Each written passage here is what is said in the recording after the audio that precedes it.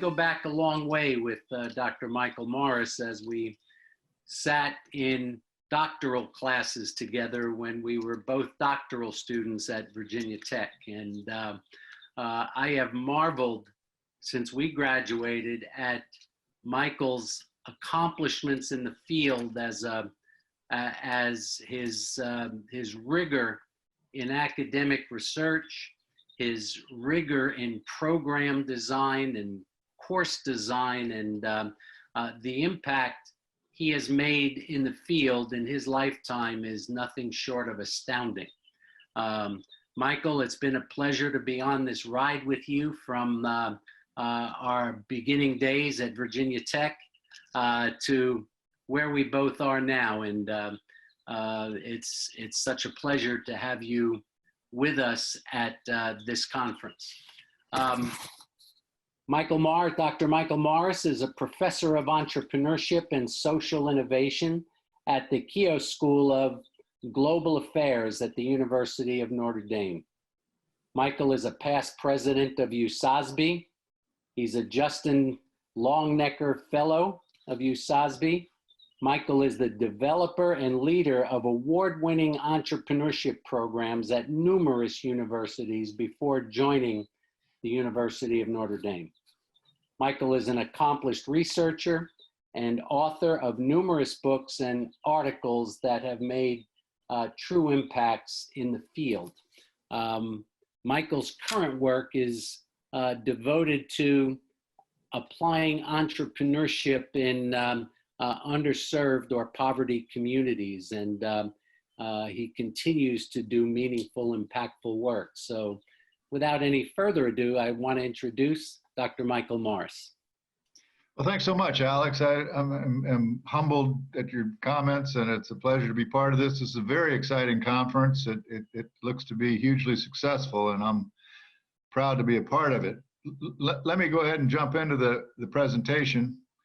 And what I want to talk about is this idea of entrepreneurship as empowerment and its implications for poverty. And the theme of the conversation will be the role the universities can play in this space, the meaningful difference they can make. So when we think about entrepreneurship, think about the standard kind of definitions. And so my preferred definition is we think of it as a process of value creation through unique resource combinations to exploit opportunity. Others talk simply about creating ventures. Still others, sort of the popular mantra today, is recognizing opportunity, capitalizing on opportunity. And the famous Harvard perspective in terms of pursuit of opportunity regardless of resources control. I'd like to say or suggest that we go beyond these standard definitions of entrepreneurship, and instead we think of entrepreneurship as empowerment and transformation. What does that mean? Well, from an empowerment perspective, the notion that entrepreneurship empowers people to create their own job, create their own identity, their own futures, their own wealth, their own sense of pride and self-worth, their own identity, their own facilities, their ability to create jobs for other people, empowering them to contribute to the world, to give back to their own communities. Entrepreneurship as empowerment, entrepreneurship as transformation. Transforming markets and business practices, and industries, but also transforming oneself from one's lot in life, transforming families, and critically, transforming communities as well as economies. And so if we think of entrepreneurship in that fashion, we see it from a completely different light than simply the mechanics of starting businesses or, okay, recognize an opportunity, capitalize on it. It's much more than that and begs a much more holistic view. And so where does poverty fit into this picture? We think about poverty in the United States as a family of four earning less than just under $25,000 a year.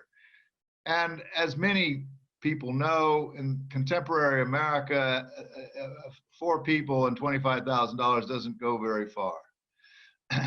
We know that the top quintile of households accounts for 51% of income, while the bottom 2 quintiles are only 11%. We know that 1 out of 7 people in the US, or 44 million people, live in poverty. And the story is not just the US. If we look at other developed economies, if we look at Europe, if we look at Japan, the numbers are similar. And 1 in 7 is one thing, but a lot more than that experience low income in absolute terms. Just under half of the people in poverty are in what we call deep poverty. So now we're at half of the standard in terms of income. 13% of US households this year will experience hunger and financial insecurity at some point. And this gap is getting bigger, not smaller. And that's the more vexing part of all of this. The government in the United States alone, and certainly similarly in other developed economies, but at all levels of government, we spend $1 trillion a year in terms of support for people experiencing poverty. At the federal level, that comes to $13,000 per person that ostensibly is being served. And it's a rate of spending that goes up every year. It's tripled since 1980 on a per capita basis. And yet, when Lyndon Johnson launched the war on poverty in 1964, the poverty rate in the US was 14%. And today it remains about 14%. So $1 trillion a year, poverty rate still at 14%. And the programs of the government, I'm not saying they're ineffective at all, they're critically important, but it appears they do more simply to maintain people rather than a bridge out of poverty. And so it's not that we shouldn't spend on these things, we should, and you can see a wide array of things we spend on, but it isn't fixing the problem. And so what about entrepreneurship as a solution? Could it maybe represent a different pathway? I'm not trying to suggest entrepreneurship as the be-all, end-all solution, but I am saying it should be part of the toolkit. It should be part of the solution as we look at poverty, people creating their own jobs. Now, when we think about poverty, it's critical that we understand the multidimensional nature of poverty. It's not just that I don't have enough money to pay the utility bill this month, or I'm trying to decide between paying rent and feeding my kids.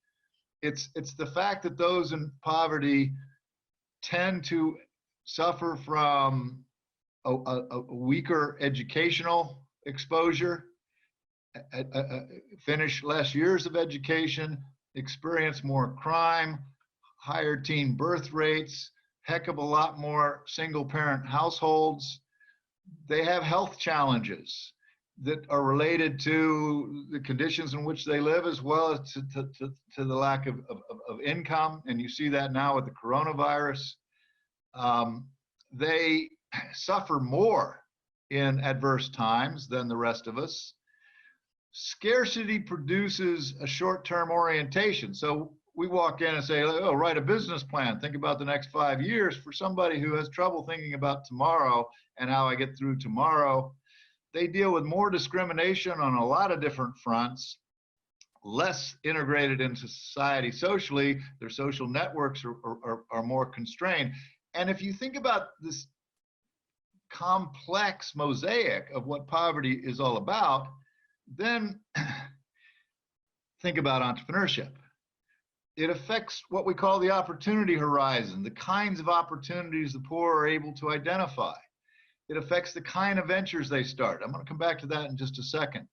It affects their physical exhaustion and hence their time. And you know, if I'm working 3 part-time jobs and I'm trying to start a venture, that's a whole different undertaking.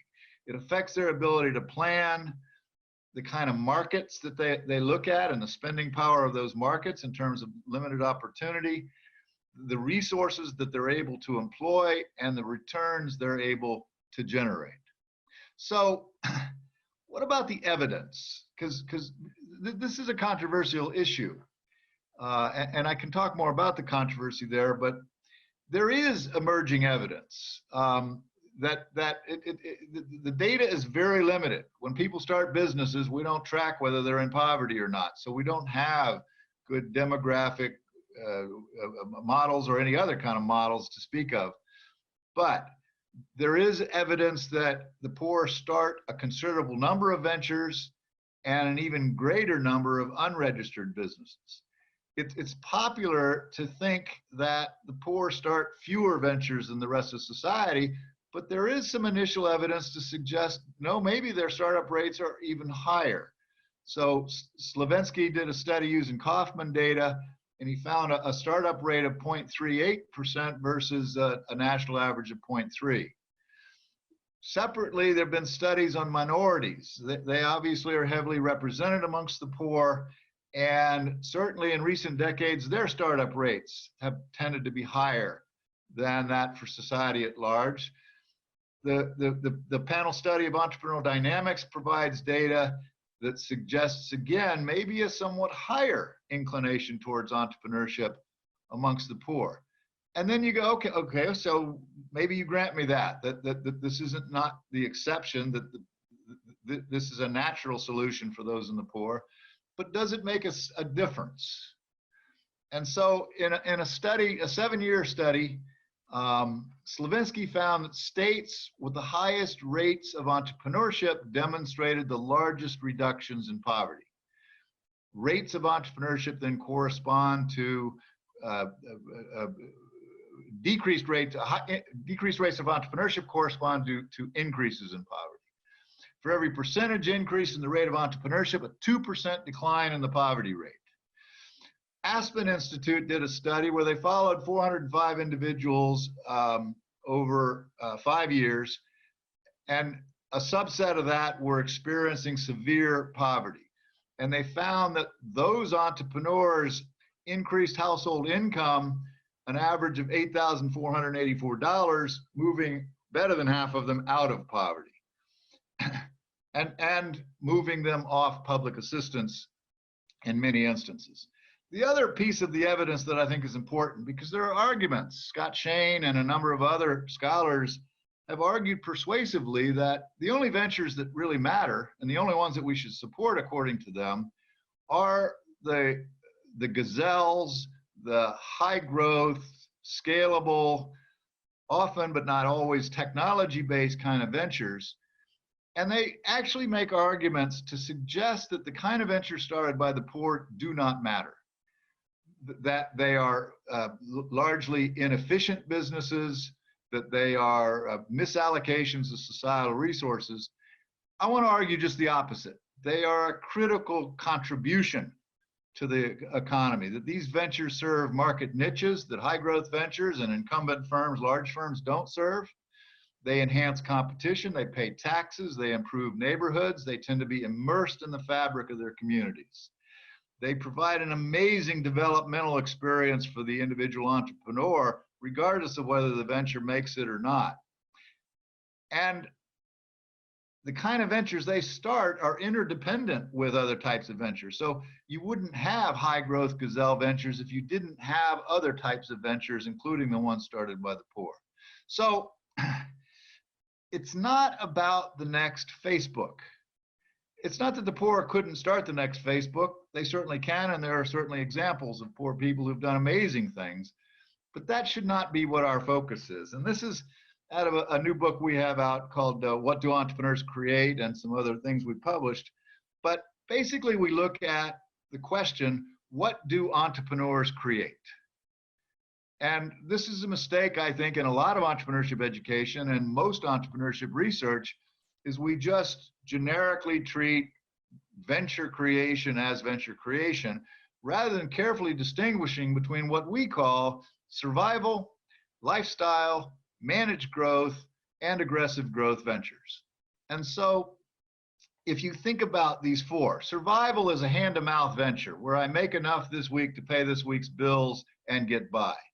Lifestyle business is your local hardware store, your local restaurant, your local hair salon, your small lathing shop. Nobody's getting rich, but it's generating a decent standard of living, a lifestyle. Managed growth are ventures that grow, but at a steady managed growth rate. So it's the person who starts a real estate firm and 15 years later, they've got 19 locations all over northern Indiana. And the aggressive growth venture is the gazelle. It's the Facebook of the world. Well, these ventures are fundamentally different. They're different in terms of not just their growth rate, but the skills they require, time horizons, management styles, their entrepreneurial orientation, the kinds of resources that they most require, the technology investment, their liability of smallness. They differ in terms of the way they're structured, the underlying economic motives, and their exit strategies. What I'm trying to say is this is not a continuum where a lifestyle business becomes a managed growth business. These are four discrete types of ventures that we need to understand. And how you train and teach and develop somebody to start a lifestyle business is completely different than how you train and teach and coach somebody to start a gazelle or an aggressive growth venture. My point is, with the poor, first of all, survival and lifestyle ventures make up 85% of all startups. So they're disproportionately what entrepreneurs create. Only about 15% of startups create any kind of real growth. But beyond that, with the poor, they start a disproportionate number of survival and lifestyle businesses, and we have to adjust our thinking to, okay, how do we make those sustainable? So in another book that we put out 2 years ago called Entrepreneurship and Poverty in Developed Economies, we introduced what we call a SPODR model for addressing poverty. It focuses first on supportive infrastructure. And the infrastructure, when we talk about poverty, is on the one hand, things like schools and transportation, bus routes that don't really serve poor neighborhoods the way they should, or what have you, energy subsistence and that kind of thing, but also the local entrepreneurial ecosystem. And our experience is that local entrepreneurial ecosystems are preoccupied with the next Uber, the next scalable venture that they can support locally, and that they do not serve the poor well. In many cases, they do not serve the poor at all. So we need to rethink entrepreneurial ecosystems as well. Preparation of the entrepreneur. Here you're dealing with a whole lot of issues, but critically literacy, and not just literacy in terms of writing and reading, technical literacy, financial literacy, economic literacy. Expanding opportunity horizons so that the poor see a greater bandwidth in terms of opportunities open to them. They create what we call commodity kind of businesses. So how do you achieve meaningful differentiation? They tend to price low with high costs. So how do we create a more viable profit model or economic model? And the huge number of resources that are out there that they can access without spending money. So resource leveraging. So using this model, we turn to the question, what about universities? And what role can universities play in addressing poverty through entrepreneurship? So what we've introduced, we have here in South Bend, what we call the South Bend Entrepreneurship and Adversity Program. We've launched a similar one in Gainesville. There's a similar kind of program in Syracuse. We're working, and we'll talk about this in the next session, with BizStarts and the folks over in Milwaukee, Wisconsin, about the Patrick and the folks in Milwaukee about the Milwaukee version of this program. Talking to some other cities, happy to talk to your university. And I'm going to come back with an invitation at the back end of this. But the South Bend program has 6 components to it. This is a university-driven program in partnership with a number of players in the community, and a number of players on the campus.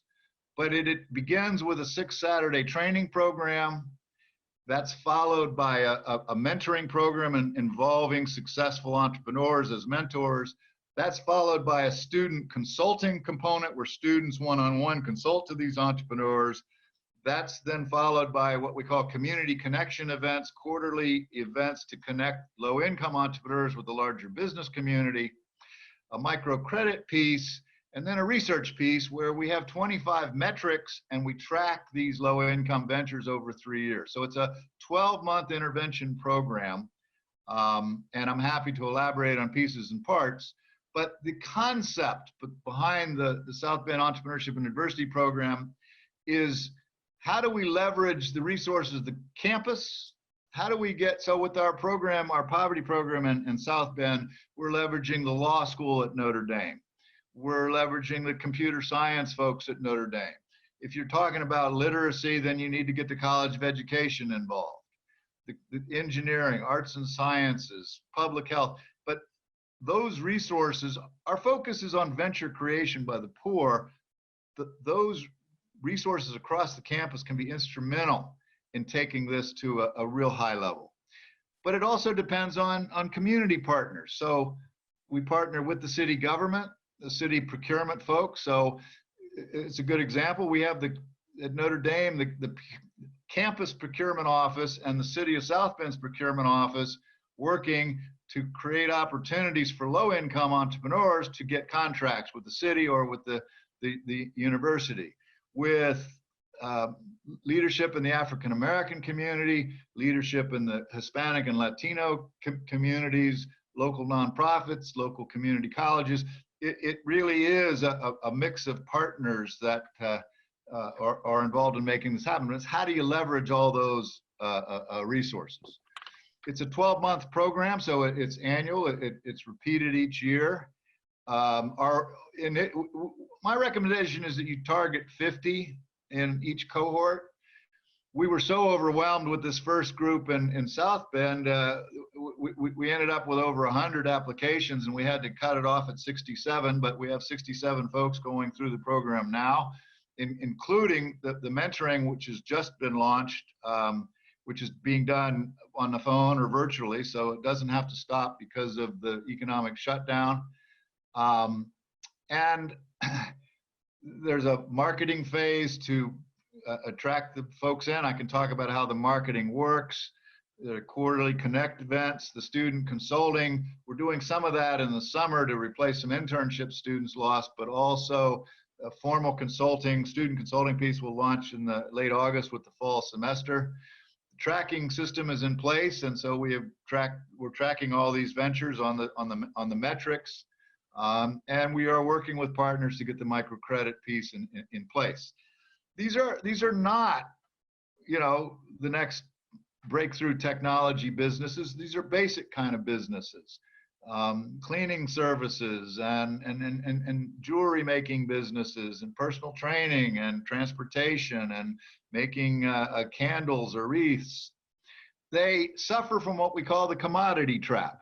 So businesses that are tough to differentiate, highly competitive markets, low entry barriers. If one of them does something unique, a bunch of others quickly copy it.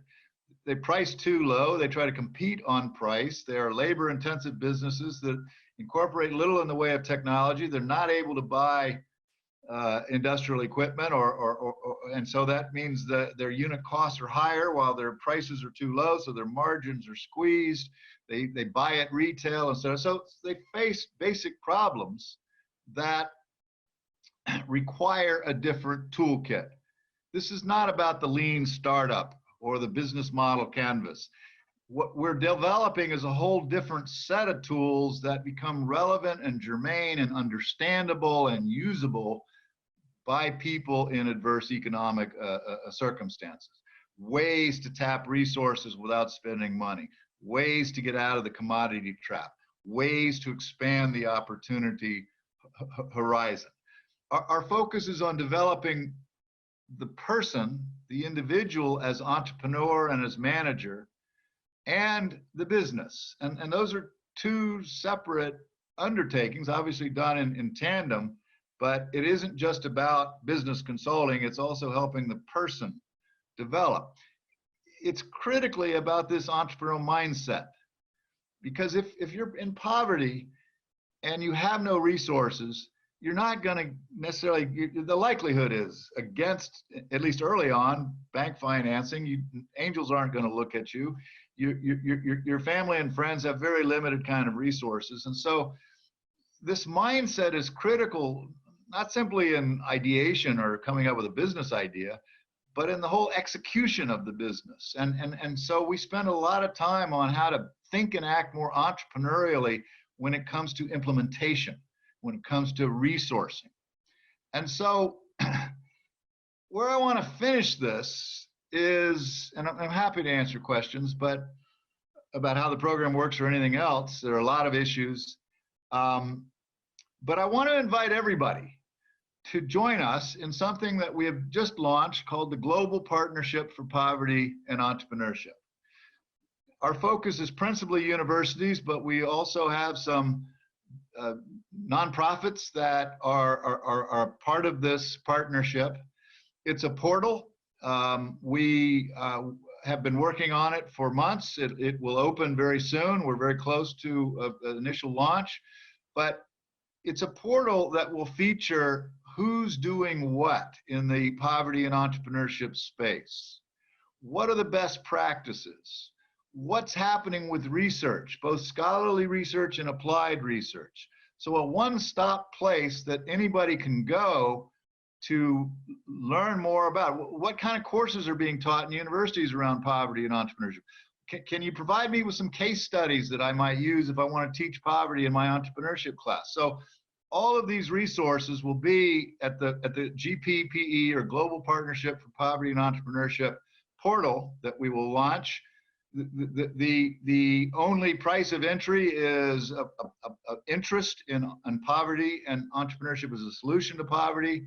We see the partnership as a way to get more collaboration, more sharing, more joint research projects, more collaboration on community engagement and how you use the university platform to engage local community and involve students and faculty and so forth.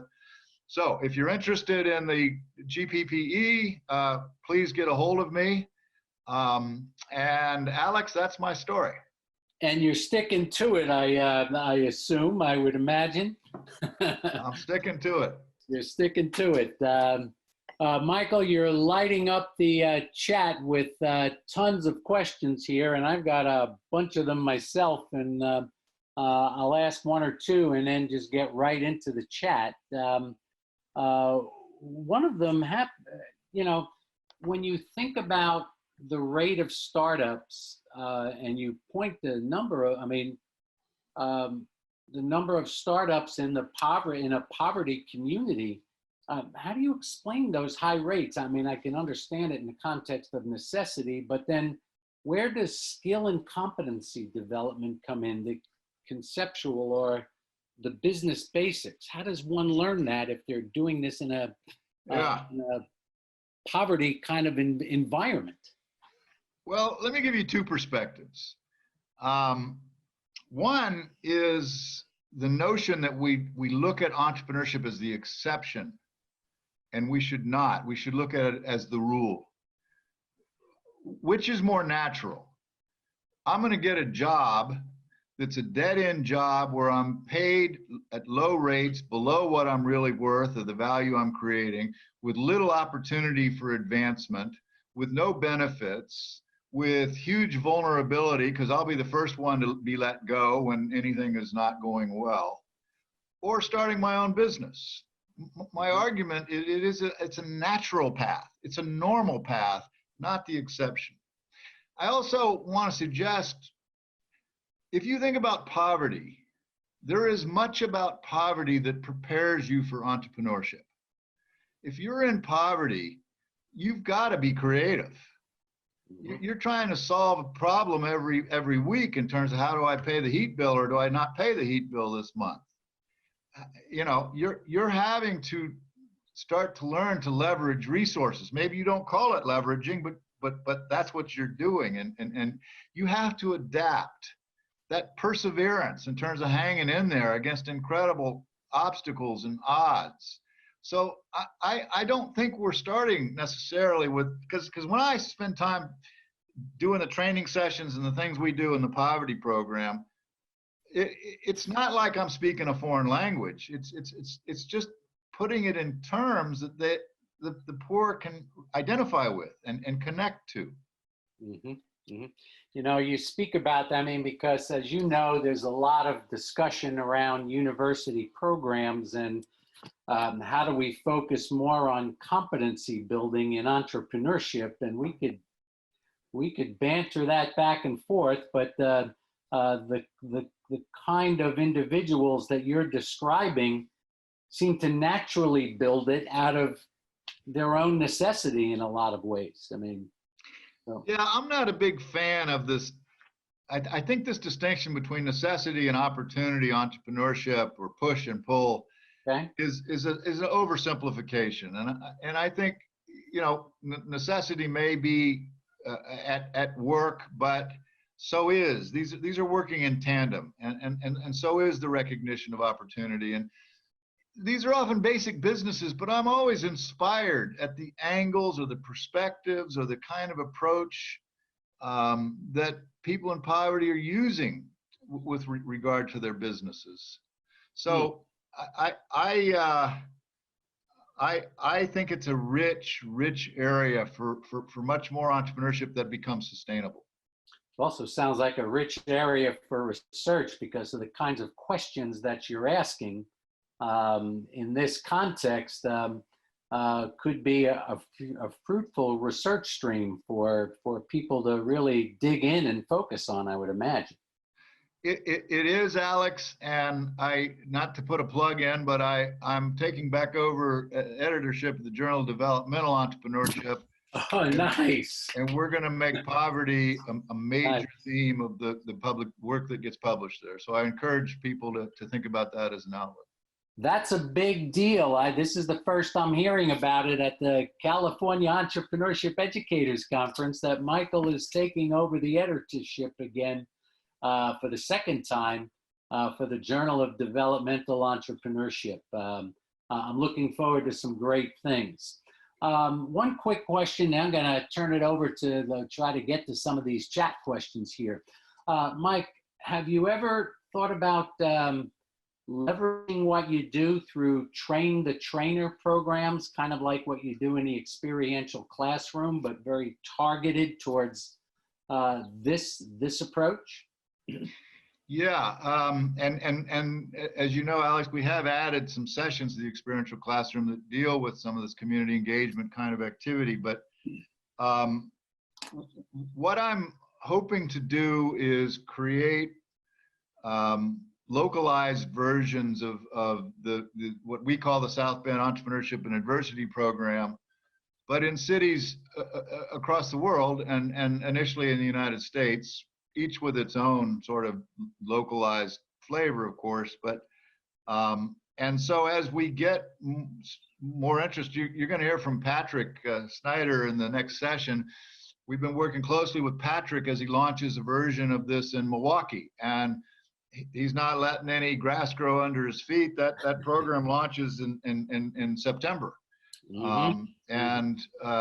So to me, if we can get more passionate people who care about poverty involved in this, we want to be helping any way we can, including, you know, train the trainer or anything we can do to be supportive. Mm-hmm.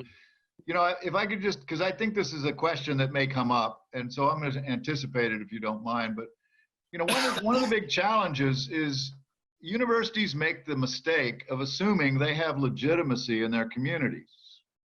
And especially, you know, when you go into a poverty community, which unfortunately is often a community of color, you will find that universities don't have much credibility.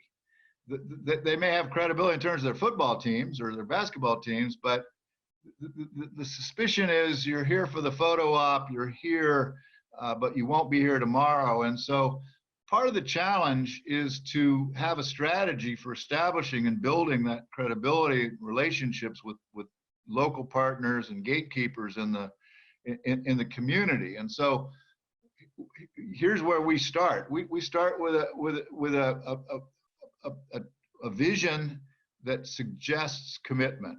And so, for instance, in South Bend, our message is 200 new ventures started by people in poverty in the next 5 years. Well, that's a little scary because that means that we got to deliver on that. But it's also exciting and it's motivating because the people that challenge or question, are you guys for real? Is this any good? Is this really, we already have the SBDC and this and that and score and so forth. So, but when you start putting it in a vision, a stretch goal, 200 new ventures in this community started and run by people in poverty, but these become sustainable ventures, that's a big piece of starting to build those bridges in terms of credibility. Great. That's such an awesome goal to be pursuing, Michael. I mean, you've staked out your career in terms of making an impact in the kind of work that you do, that you've done in South Africa, that you've done in other, in every community that you've been a part of a university, and you've done it in numerous places, and the fire is burning as strong as ever now after such a accomplished career. I applaud you for that. Let me get to some questions. I mean, there's a lot more than. So I'm going to randomly pick one. Here's one from Caroline Van Evenhoven. Okay. I would love to discuss how arts community engagement or community builders integrate entrepreneurship resources into what they're already doing. I'm thinking about community theater Gates has built in West Chicago. Any thoughts on are you seeing any entrepreneurs in the arts come to your program? Well, I guess I'd take a slightly different angle because our focus is purely on helping the poor start businesses, helping them grow businesses. And so where we interface with the arts, and I think they're important interfaces, is especially with regard to a number of these ventures have artistic angles to them. And so whether somebody is making wreaths or making jewelry, there's an artistic element to what they're doing. The other thing is, the consulting piece of this, where the students get involved, the students are, this is not analysis. They obviously have to do some analysis, but we involve 40 or 50 students over the year in this program. And the heart of that is, so students are involved in running things, helping coordinate things like the database. But with the consulting, where students provide one-on-one consulting, they are registering businesses, helping businesses become certified as woman-owned or minority-owned or veteran-owned. They are creating bookkeeping systems. They're creating social media presence or marketing materials. They're helping revise how prices are set.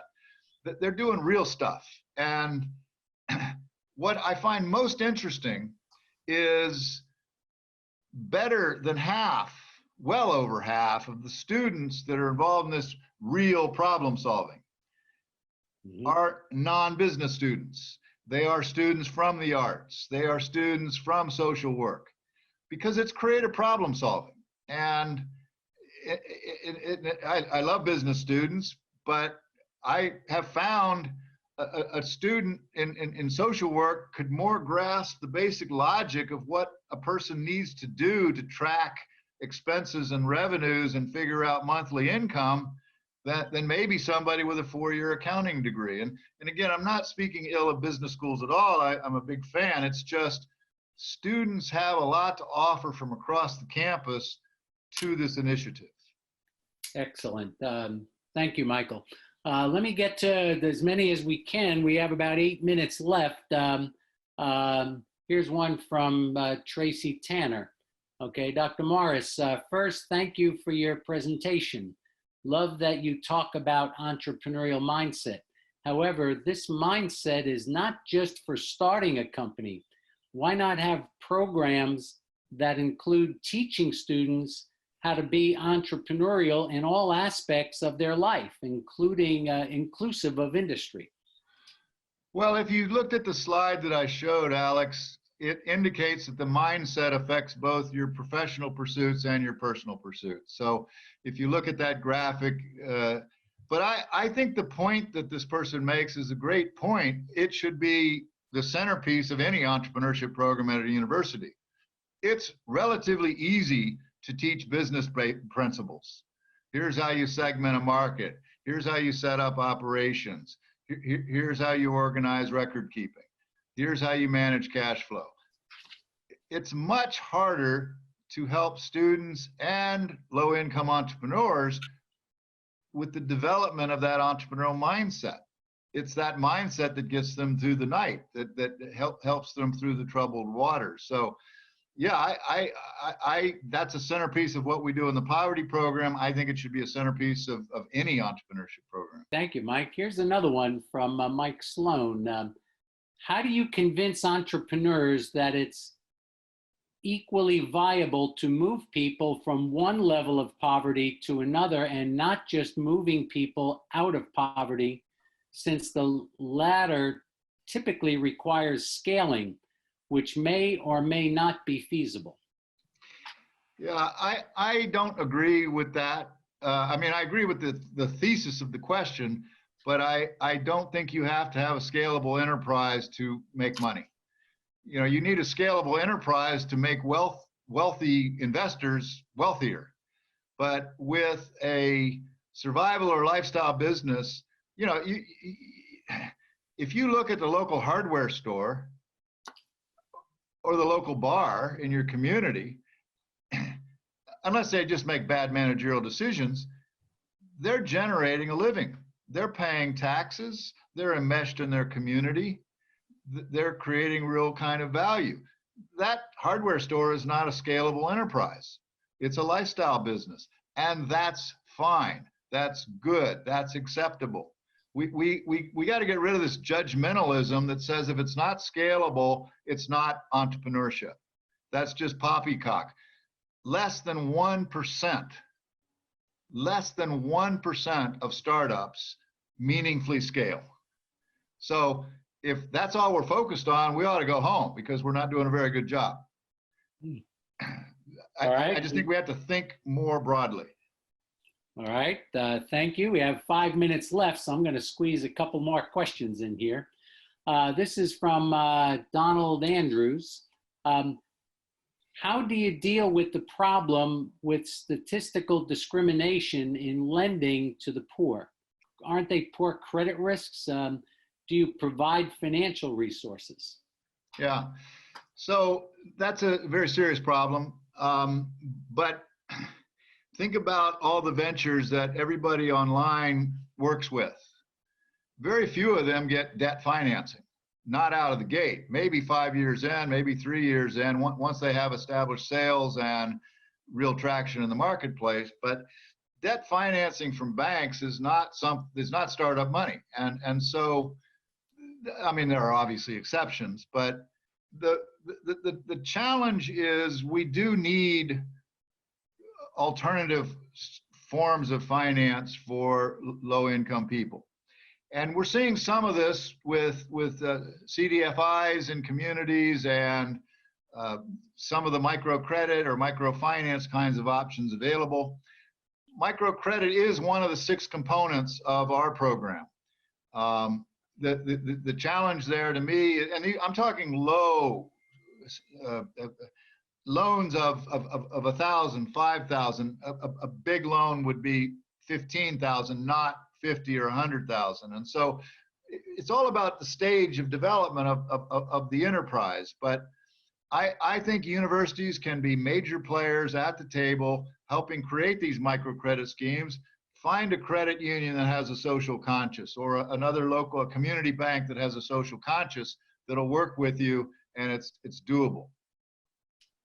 Thank you, Michael. I'm going to get one more question. There's so many questions here. I would advise our audience to put it on the Hoover Q&A. So if Michael is able to do that, he can better respond rather than on the Zoom. But let me read this one. This is from a buddy of mine from Setish University, Ulysses Moreno. And Ulysses says, excellent presentation, Dr. Morris. Thank you for that. The question is, what is the average level of investment made by people in this condition? You mean dollars and cents? Probably. I think it's hard to generalize, but I think it's under $500. It's not much. I mean, there are some who have, cashed in retirement accounts or done other kind of things to try to get traction. But the key is that we start to think differently about resources, Alex. We for so long have this mindset that if you want a resource, you have to buy it. And our philosophy is the last option is to buy a resource. What are the other 20 ways you can get the resource without buying it? How do you borrow it? How do you share it? How do you barter to get it? What are the other creative ways? So I would argue that the amount of startup capital for most of these ventures is $500 or less. That'd be an interesting research study to look at, people coming out of your program and looking at the level of investment going in and the kind of business models that they use and their strategies for procuring resources. It's got to be a fascinating, this just opens up to me a whole new world of questions and possibilities. Well, it's, I know we have to finish, but it's a misnomer in entrepreneurship education. Because we go in and we teach about venture capital firms and angel investors, and, it's not just the poor. If we look at all startups, the vast majority get no outside finance. It's all about friends and family and self and running up my credit card or doing whatever. But if then you break out the poor and you say, well, what's unique there in terms of getting traction when you got nothing? You're right. It would be a fascinating question. Michael, I wish we can continue this, but I want to thank you for giving such an inspirational talk to so many people from around the world that were able to join us here and listen to you and really be inspired by the work that you're doing.